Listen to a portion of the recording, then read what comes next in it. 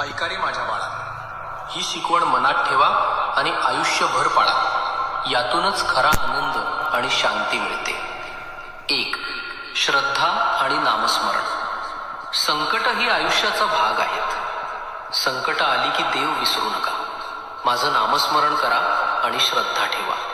श्रद्धा ठेवल्याने कोणतंही संकट लहान वाटतं. 2. समाधान हाच खरा खजिना.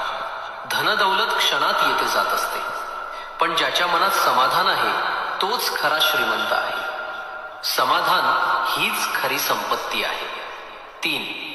भक्ती मनातली असते. फक्त मंदिरात जाणं म्हणजे भक्ती नाही. भक्ती म्हणजे प्रत्येक क्षणी देवाची आठवण ठेवणं. हीच भक्ती मन शुद्ध करते आणि जीवन सुंदर करते. 4. राग मनाला जाळतो.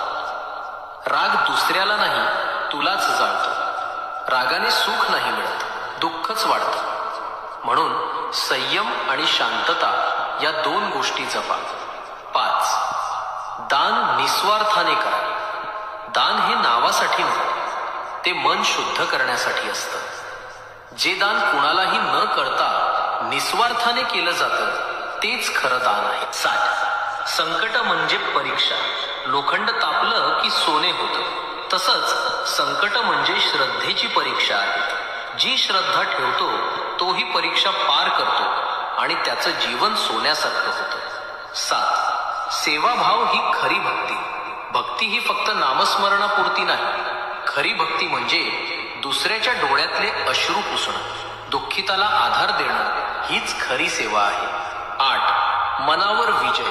मनच तुमचा मित्र, मनच तुमचा शत्रू.